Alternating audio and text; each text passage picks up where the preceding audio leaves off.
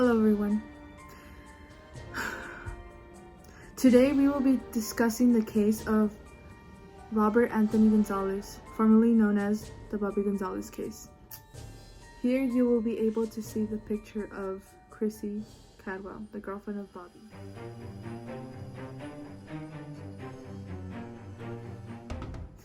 Now you will be able to see a picture of Bobby.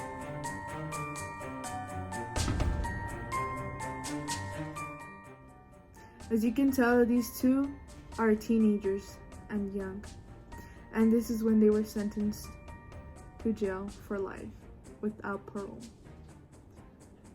As you continue to watch this, you will find out why this case is so sickening.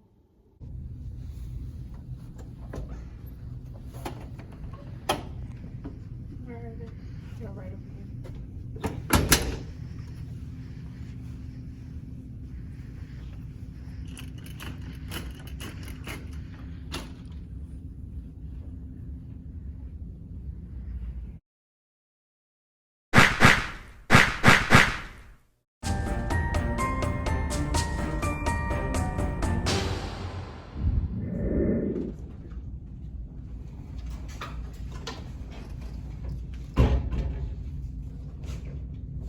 You may now be seated.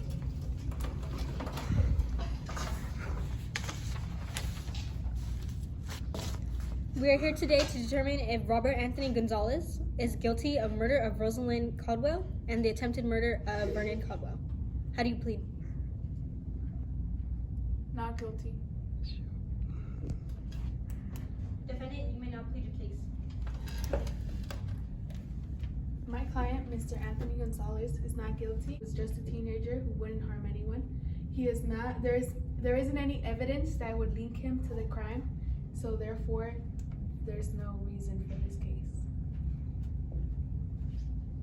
Prosecutor, you may now argue your case. Thank you, Your Honor. I would like to call Mr. Caldwell to the stand.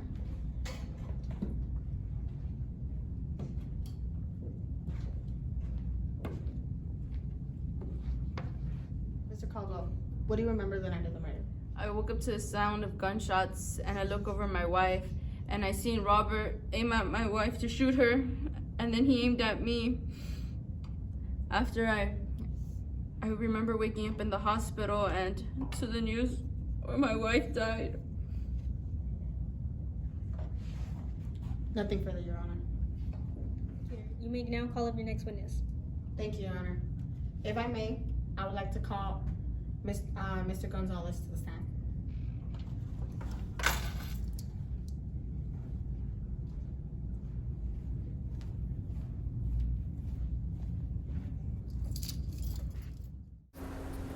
At this exact moment is when the lawyer started questioning Bobby Gonzales.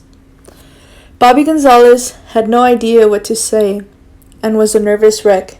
He couldn't say he was guilty because he didn't want to go to jail, but the intimidation of the lawyer was so strong that Bobby Gonzales had enough and couldn't hold it in anymore. He had to speak up and tell the truth of what happened.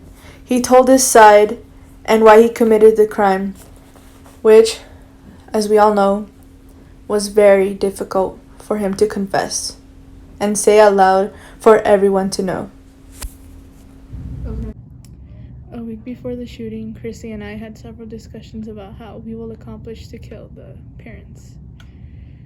One of our plans was to hire someone to kill them for $1,000, but it didn't work out. A few days before this is kind of hard for me to talk about, I'm sorry. A few days before I committed the crime, she came to me and told me that I should shoot him.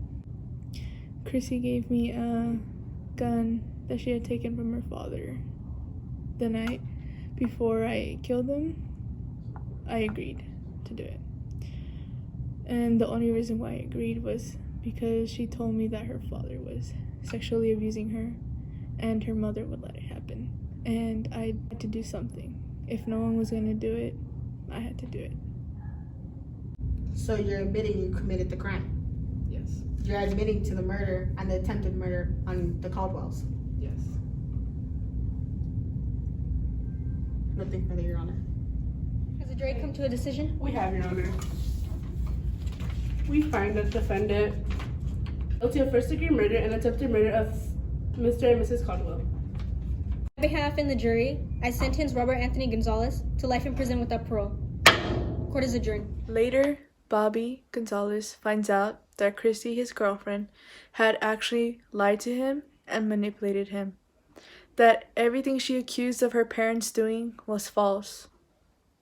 As you can tell, this is very disturbing. What Mr. Gonzales did wasn't right, but he was manipulated by his girlfriend at such a young age.